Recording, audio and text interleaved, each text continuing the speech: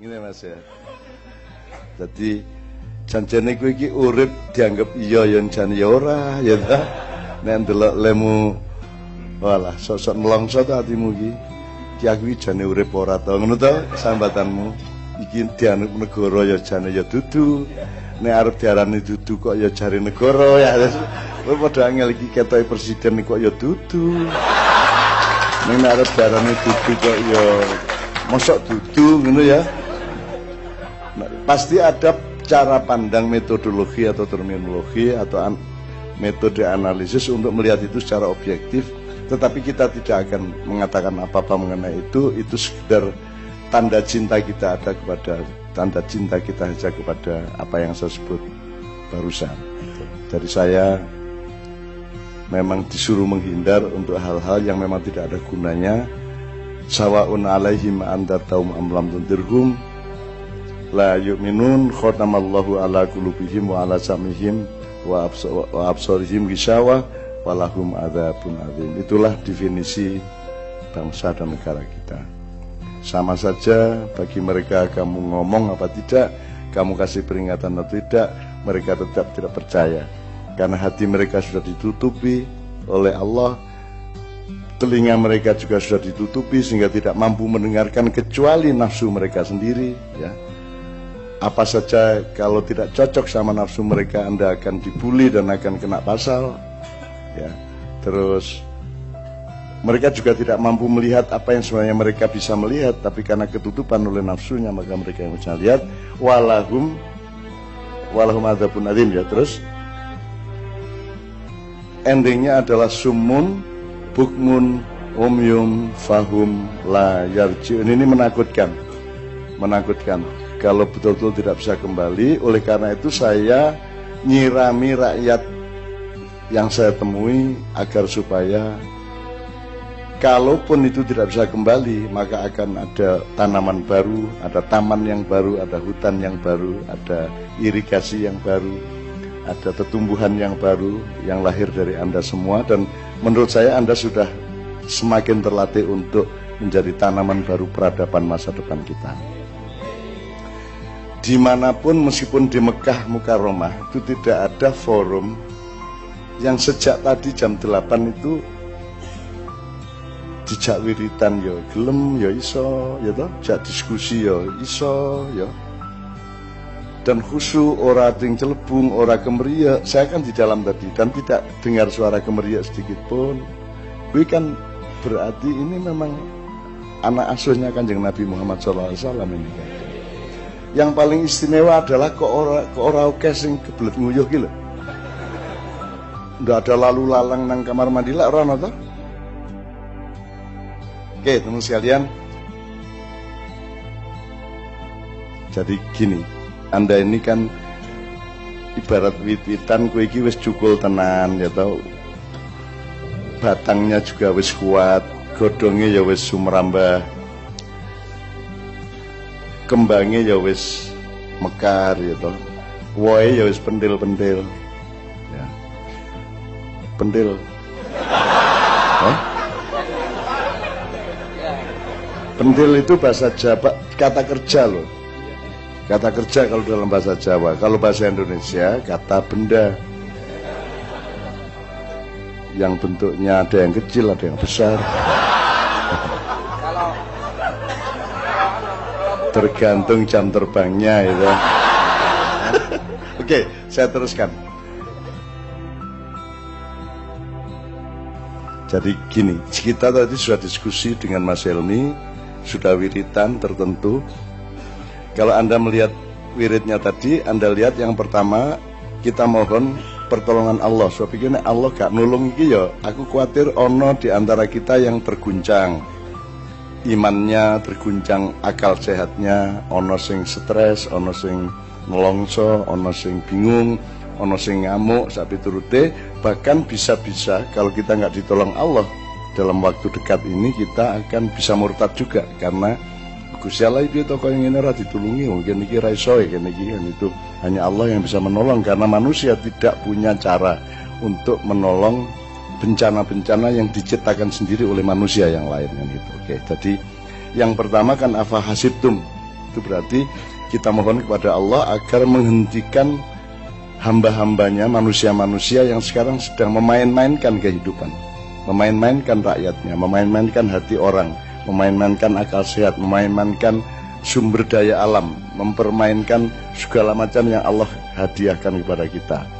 Jadi Anda baca yang kelompok pertama, afa hasibtum annama khalaqnakum abadan wa annakum ilaina la turja'un, dan seterusnya. Nah, yang kedua, Anda harus yakin bahwa Anda sedang menjalani Al-Quran. Ini perjalanan Al-Quran.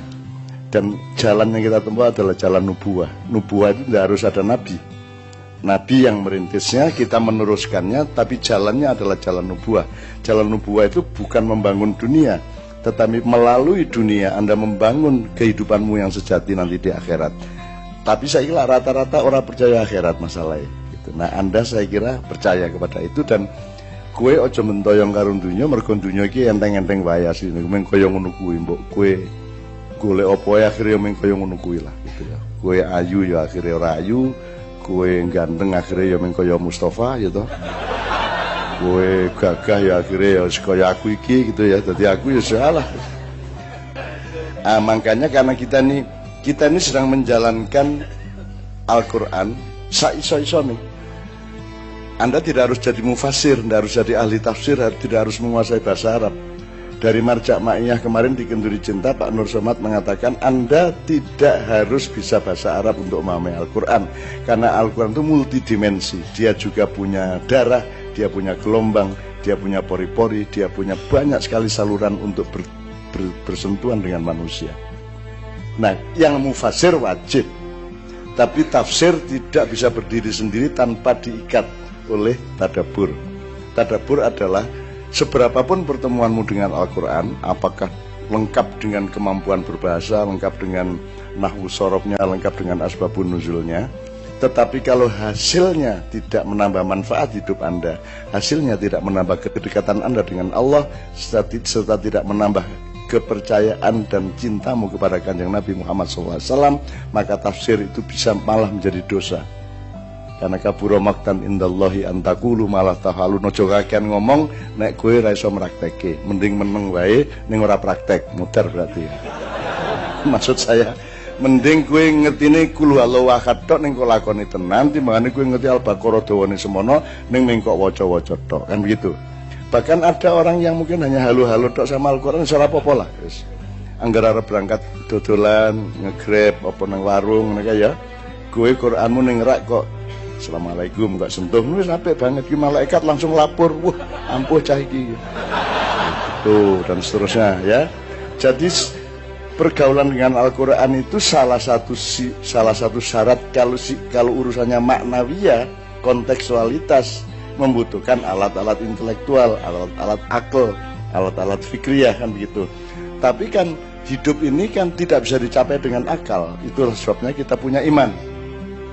Yang bisa Anda capai berarti, yang bisa Anda pahami dan bisa Anda lakukan itu berarti pakai ilmu. Ilmu alatnya adalah akal atau pikiran kerjaannya. Tapi begitu banyak dalam hidup ini, bahkan lebih banyak dibanding yang bisa dipahami. Yang terbanyak adalah yang tidak bisa Anda capai, tidak bisa Anda hitung, tidak bisa Anda kalkulasi, tidak bisa Anda elaborasi. Maka Allah menyediakan iman, kan itu. Pokoknya nek kowe ora ngerti ya rasa bingung, iman wae nek ngono. Gitu loh. Kan Anda juga ndak ngerti istrimu jane piye, bojomu sing lanang jane piye, kan ya ora ngerti tenan. Ngertine ya paling 30%, 40% gitu ya. Maka nomor satu bersuami istri, nomor satu adalah iman. Percaya kepada istrimu dan istri percaya kepadamu dan seterusnya. Begitu juga dengan alam, begitu juga dengan Asmaul Husna, begitu juga dengan Allah, begitu juga dengan malaikat. Kowe nek arep bikin makalah ilmiah tentang malaikat ya arep riset ra iso ya toh. Arep ketemu malaikat Israel malah ketemu Banaspati ya toh. Ya toh, wis angel. Dadi nek arep ilmiah nang Quran ya ora iso. Karena Al-Quran sebagian besar dari muatan dan kandungan Al-Quran justru tidak intelektual. Makanya sering dimulai dengan kata alif lam mim, nun, to, sin mim, alif lam ro, kaf ha ya ain sod dan seterusnya. Ahli tafsir ngomongnya gimana Pak Muzamil terhadap alif lam mim? Wallahu a'lamu bi muradihi. Sekarang saya tanya, hanya Allah yang tahu maksudnya. Betul. Terus kalau ada orang tanya lah, ngapain difirmankan kalau hanya Allah yang tahu? Iya, jawab. Untuk menguji keimanan. Menguji keimanan. Oke, 1, 2. Yang kedua, untuk menunjukkan bahwa Quran itu ada bagian yang tidak terjangkau oleh akal manusia. Oke, iya, oke. Itu 2.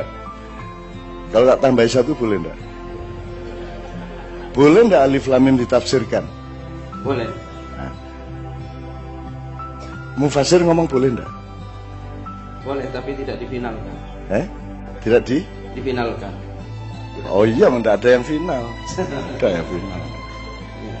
Enggak ada yang final, apa-apa yang enggak ada yang final. La'allah barangkali. Nah iya, tapi kan boleh toh? Boleh. Enggak terus disalah-salahin, kamu enggak bisa bahasa Arab kok. Lu enggak usah bahasa ngomong alif karo lam karo mim ya. Kan gitu kan? Betul. Enggak perlu bahasa, itu juga bukan bahasa kok. Betul. Nah, jawaban kita sederhana dan sangat indah, asal memenuhi asas tadabbur.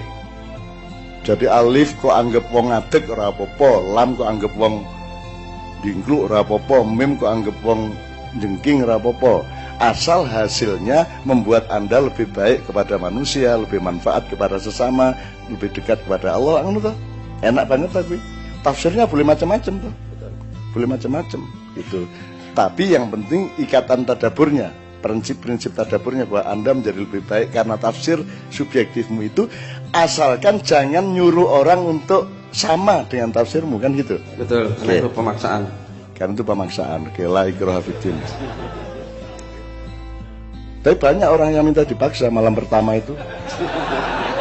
Kalau enggak dipaksa terus piye?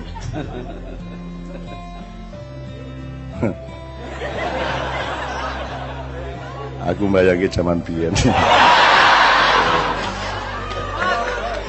Iyalah, nyenengke sama Yai. Boleh gitu-gitu itu boleh untuk kemesraan itu, untuk mengasah kesadaran dan untuk menunjukkan bahwa di antara kita itu tidak banyak masalah. Yang banyak masalah itu Republik Indonesia. Gitu. Kalau Anda sama saya sama Anda itu misuo kaya ngopo ora masalah tuh. Ning aja njur kowe Bali ketemu tukang parkir kok pisui gitu ya. Misu di antara kita saja, karena kita parkir dibayar, jangan kok malah dipisui. Ya dibayar, ya oke. Oke, saya teruskan. Jadi karena kita membiasakan diri untuk bergaul, bercinta dengan Al-Quran, sebisa-bisanya kan enggak mungkin toh bisa beneran, Pak. Betul. Bisa enggak orang paham Quran secara sempurna? Tidak ada. Tidak bisa. Adakah orang yang benar-benar paham Quran? Meskipun dia mufassir besar? Tidak ada. Tidak ada. Jadi sama, kita semua itu sama-sama lemah, sama-sama kurang tahu, ya sama-sama. Makanya kita harus rendah hati satu sama lain. Nah, karena kita membiasakan diri untuk berpedoman kepada Al-Quran, saiso-isone ya, maka wirid yang kedua tadi, wirid yang kedua adalah lau anzalna hadzal qur'ana ala jabalin la ra'aitahu khasyi'an mutasaddian min khasyatillah wa tilkal amsalu nadribuha linnas la'allahum yatafakkarun dan seterusnya. Yang bagian itu sering-sering baca itulah sak kober-kobere dodol ora ana sing tuku wis maca kuwi wae. Akhire malaikat teko tuku.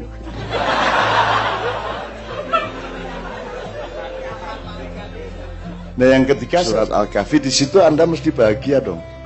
Pak Muzamil, di surat Al-Kahfi dalam wirid kita itu kan Allah memberi contoh bahwa manusia itu boleh berharap. Sana itu yang kaya-kaya dan dolim kepada kita. Kita doakan ya. John, artinya Pak Muzamil biar mereka paham. Yang pegang anunya si Mas Helmi. Nanti kalau salah saya pegang. Pokoknya intinya gini. Ini kenapa saya ambil keputusan untuk jadikan bagian dari wirid ini, karena kalau saya sendiri atau siapapun bahkan juga Nabi ngomong kayak gini tidak boleh. Masa kita mendoakan mudah-mudahan kebunmu kering, mudah-mudahan omahmu kobong, gitu ya, mudah-mudahan bangkrut kan itu. Jadi ini kita mendoakan orang lain yang zalim itu bangkrut. Bangkrutnya berupa airnya diserap dari bawah oleh tanah sehingga kering, daun-daunnya menguning, kemudian dia disapu angin yang besar dan seterusnya. Ayat di terjemahannya Mas. Maka mudah-mudahan Tuhanku akan memberikan kepadaku kebun yang lebih baik dari kebunmu ini, dan dia mengirimkan petir dari langit ke kebunmu sehingga kebun itu menjadi tanah yang licin, atau airnya menjadi surut ke dalam tanah, maka engkau tidak akan dapat menemukannya lagi. Dan harta kekayaannya dibinasakan, lalu dia membolak-balikkan kedua telapak tangannya, tanda menyesal terhadap apa yang telah dia belanjakan untuk itu. Sedang pohon anggur roboh bersama penyangganya. Lalu dia berkata, betapa sekiranya dahulu aku tidak menyekutukan Tuhanku dengan sesuatu apapun. Oke, jadi Pak Muzamil, andaikan kita, ya saya bikin doa kayak gitu, kira-kira sopan enggak itu? Tidak sopan. Enggak boleh tau kita. Tidak boleh, iya. Tetap harus. Misalnya kue ana wong sugih tanggamu sing kue ora tau ditraktir misalnya ya. Ora tau disili duit barang terus kue liwat tak dongake bangkrut. Lah ya rapet ta ya. Tapi Allah loh yang ngajarin. Allah loh. Jadi itu bagi saya rezeki luar biasa. Allah yang ngajarin. Kue untuk ngomong ngono kuwi berdasarkan ayat ini. Dan awalnya kan mudah-mudahan Allah menyuburkan kebunmu, uripmu, penggaweanmu, keluargamu. Ya ra? Yang pertama Pak Muslimi apa? Mudah-mudahan wa'asa Rabbi ayyutiyani khairam min jannatika. Nah, asik tau wiridan kuwi. Tak dongake lho, aku melu ngamini lho ya. Muga-muga kebunmu luwih subur, luwih woh akeh ya to, luwih berkah timbangane wong-wong sing do zalim kae, bahkan sing zalim kae karo Gusti Allah entuk awake dhewe ndongake muga-muga apa kuwi, muga-muga apa kuwi? Kering apa? Airnya di wis pokoke modar lah. Ya. Mengirimkan petir. Oh, mengirimkan petir coba. Bayangkan kalau kita boleh enggak Pak Muzamil? Sopan enggak kalau kita? Enggak sopan. Iya, enggak baik. Meskipun Anda didolimi orang, Anda juga enggak terus sambil bledak gue sesuai ayo aja ngono kuwi, tapi Allah yang nyuruh loh. Maka wiridkan itu. Mudah-mudahan Allah SWT mengabulkan, karena Allah sendiri yang membimbingmu untuk mengatakan itu dan untuk memimpikan itu, mendambakan itu dan mengharapkan itu. Ya teman sekalian ya. Oke, itu yang kedua. Itu yang ketiga berarti, yang ketiga. Nah, oke. Tolong yang ketiga di rumah nanti dibaca lagi, diwiridkan lagi. Maksud saya, sing kelompok satu cukup wirid yang itu dengan iftitah dan ikhtitamnya ya. Al-Fatihah tetap, sholawati tetap, ayat kursi ini tetap, kemudian ya, nah itunya tetap. Terus Anda yang bagian ketiga langsung mewiridkan yang ketiga, diwaca wae bola-bali gitu ya. Kemudian ikhtitam, Rabbana atina fid dunya hasanah. Yang satu ya dia langsung baca yang satu, yang dua ya. Jadi ini serius karena Anda tidak bisa mengatasi keadaan. Saya juga tidak bisa saya. Jangankan keadaan Republik dan dunia, aku iki nggawe kowe gelem rene lak ra iso to. Dudu aku sing gawe. Ora arep tak akoni kuwi wekku gitu loh. Ora, aku ora iso gawe. Sing marake kowe lali nguyuh kuwi aku ora iso. Apa tak sirep nguyuhe ra krasa lah ya ora iso to aku ya. Kan begitu, didisfungsikan, bahkan terasa tidak punya, gitu kan? Terus kayak, loh, kok arano ya? Nah, gitu. Itu, ya teman sekalian ya, itu soal wirid. Nah, sekarang gini teman sekalian, dari itu kan tampak atau terasa dan memang merupakan sebab dari wirid itu bahwa kita memang sedang mengalami sesuatu yang sangat serius. Ya, dan saya sudah minta kepada teman-teman Progres untuk mendata sejak bulan kira-kira Juli sampai sekarang itu terjadi apa saja. Terus kita lihat rutenya, ritmenya, jenisnya, ya bencana-bencana politik, bencana alam, bencana apa segala macam. Nanti kita pelajari. Ini ibarat aransemen, ini aransemen apa kita pelajari kita, Muzamil ya. Nah, sampai hari ini sudah kita catat, terus kita akan lihat nanti akan terjadi lagi. Bukan saya meramal, tapi polanya seperti itu kira-kira gitu ya. Oke, teman sekalian, dari situ sekarang kita sudah tahu apa yang sedang terjadi dan kita sedang menunggu pentil tadi menjadi buah. Dan saya tidak akan percaya kalau Allah tidak mengembangkan pentil ma'iyah ini menjadi buah zaman yang kira-kira akan memberi kemaslahatan kepada sebanyak mungkin orang, syukur kepada bangsa Indonesia dan umat manusia di dunia. Jadi wite wis jelas, oyote ya sangat sabit ya, apa asluha sabit wa far'uha fis sama. Sudah sangat fis sama sekarang. Peningkatan ma'iyah pada beberapa bulan terakhir, bahkan mungkin dua tahun terakhir ini sudah curamnya menurut saya sudah ajaib, karena tidak mampu manusia melakukannya, tidak mampu saya bisa menyelenggarakannya. Oleh karena itu saya tidak pernah mengakui bahwa ma'iyah adalah karya saya. Besok-besok nanti ada sejarah founding father of ma'iyah is MH Ainun Najib. Aku tayar Gusti Allah sing gawe rek gitu ya. Allah yang bikin, kita tidak mampu. Siapa yang bisa bikin orang diem sampai jam 2, jam 3 itu tidak ada kalau tidak Allah.